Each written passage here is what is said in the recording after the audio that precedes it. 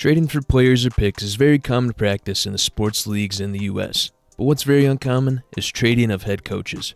Now the NFL has seen this phenomenon happen 8 times throughout its history of the sport. So today, I want to talk about how the coach did after he was acquired by his new team, and talk about what happened to the team that traded him.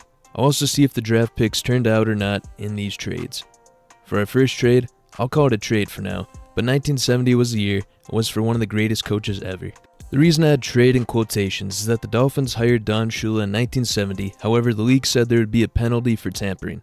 The situation lies in that the Dolphins were in the AFL at the time, and the team Shula was on, the Colts, was in the NFL. Controversy surrounded the penalty as the Dolphins said that they had already entered into negotiations with Shula prior to the league merger. While it was a penalty, many considered it a trade nonetheless because Miami didn't actually tamper with Shula's situation with the Colts. They were simply in different leagues, and no rules applied to poach coaches from the other league's teams. The Dolphins just had to give up their 1971 first-round pick. For the Dolphins and Shula, he coached in Miami for 26 seasons, having 257 wins to 133 losses. Within that time as well, he led the team to 5 Super Bowls, winning 2 of them and putting together the only perfect season in NFL history in 1972. I'd say this trade was successful for the Dolphins. The Colts, on the other hand, actually didn't do too bad. I mean, they did win the Super Bowl in 1970, the first year without Shula, so that's a plus. Over the 26 years Shula coached, the Dolphins in that time moved to Indianapolis in 1984 and had a record of 165 and 225. Not too much success without the Hall of Fame coach, but still got to a Super Bowl in that time. As for the draft pick in 1971, Baltimore used the 22nd pick on running back Don McCulley of North Carolina. McCulley played 11 years, all with Baltimore, appearing in 156 total games.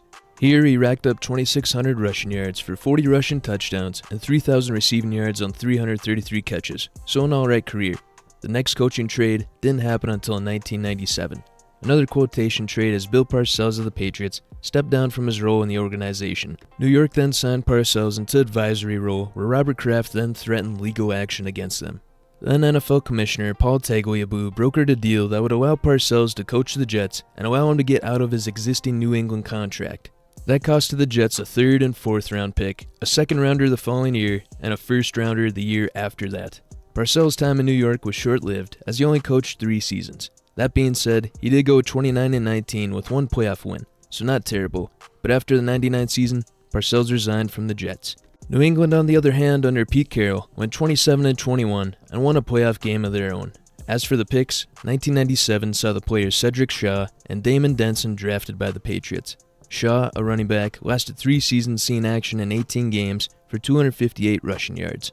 Denson, a guard, also lasted 3 seasons starting just 4 games. 98 was 2nd round pick wide receiver Tony Simmons. Simmons played in 49 games for 4 teams, catching 85 passes for 998 yards with 4 touchdowns. Finally, 99's 1st round pick linebacker Andy Katzenmoyer was looking to be a star. As season 1 he had 79 combined tackles, 15 TFLs, 3.5 sacks with an interception. Yet, neck surgery ended his career in 2000, only getting to play 24 games total. 99 was also another year another head coach got traded. Mike Holmgren of the Green Bay Packers got traded to the Seattle Seahawks. After winning the Super Bowl with the Packers in 96, Seattle managed to lure away Holmgren with a big contract and a GM role. 10 seasons in the Northwest is what waited for Holmgren, and where he went an underwhelming 86-74. He did lead the team to their first winning season in 8 years, so I guess I'll give him that. 4-6 in the playoffs, but did make Super Bowl 40 against the Steelers, losing though 21-10. Seattle did also win 5 division titles in his time, with 3 instances happening where the team only won 9 games. Packers in his 10-year span went a better 92-68, but Green Bay definitely declined after Holmgren's stint. Favre didn't play as well, but they did get a draft Rodgers in that time. Seattle didn't have to give up much in this trade besides a 2nd round pick in 1999 draft. This player turned out to be defensive back Fred Vinson, and Vinson only played 1 season, having 21 tackles and 2 interceptions. Vinson suffered a torn ACL in the 2000 offseason, and that's all she wrote for him. Just a year after Holmgren was traded, 2000 in New York saw again another trade. After the previously mentioned Bill Parcells resigned, Bill Belichick was looked as his predecessor. But with being named head coach of the Jets, Belichick resigned on a napkin after only 1 day on the job to accept the head coaching job for the Patriots. Patriots gave up a 1st round in 2000, then a 4th and 7th in 2001. We all know how great Belichick was in New England. 6 Super Bowl wins, 9 conference championships, 17 division titles, 3-time Coach of the Year, all in his 24-year tenure. He will go down as one of the greatest coaches ever and the greatest what-ifs ever. New York themselves went an abysmal 168 and 220 in those same 24 seasons, only making the playoffs 5 times. The Jets also had 7 different head coaches in this time frame, combining for 9 winning seasons, so safe to say this worked out for the Patriots. As for the draft picks, 2000 was when the Jets drafted Sean Ellis after originally trading the 16th pick. Ellis, I think, had a successful career, 73.5 sacks, forced 13 fumbles, 588 combined tackles, and 83 TFLs. 2001 draft was 4th round DB Jamie Henderson, who played 3 seasons, 32 games, starting 1. 7th round pick James Reed was a defensive tackle who actually lasted 7 years and 99 games in the league. His stats included 230 total tackles with 19 TFLs and 7 sacks for the Jets and Chiefs. Everyone's favorite head coach then got traded 2 years after Belichick.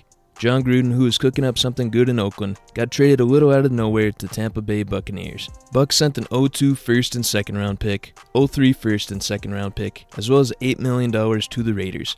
Tampa fired Tony Dungy after he couldn't make the Super Bowl, and Gruden just lost due to the tuck rule in the playoffs, so both teams are looking for a change. The 2002 season was indeed crazy, as Super Bowl 37 was Gruden's Buccaneers versus his old team, the Raiders. Tampa Bay easily defeated the Raiders 48-21, earning Gruden a title his first season with the team. Just crazy. Gruden lasted 7 years in Tampa, and after that Super Bowl season, it wasn't the best. A record of 57-55 was what he got in his time there, and was then fired in 2008. He made the playoffs in 2 other occasions, but lost both games, finishing 3-2 all-time. The Raiders were way worse without Gruden. Minus the 11-5 season which helped them make the Super Bowl, the team in the other 6 years won a sad 24-72. For the picks the Raiders got, they traded away most of them and picked at other spots. 02's draft picks were tackle Langston Walker, who played 9 years and 120 games for the Raiders and Bills, then cornerback Philip Buchanan, who lasted 3 years in Oakland, having 11 interceptions and 113 tackles. Buchanan went on to play another 7 years after Oakland. 03 saw DN Tyler Brayton be selected in the first round, where he played in 79 games for the Raiders, having stats of 183 total tackles, with 15 TFLs and 6 sacks. Last 03 pick for the Raiders selected linebacker Sam Williams. He lasted 7 seasons, appearing in 84 games, and only got 104 tackles, 1 sack, and 11 TFLs. Probably a win for the Bucs, even if it was just one good season they got from Gruden. It was another 4 years after Gruden when a coach got traded, and this time it was in Kansas City.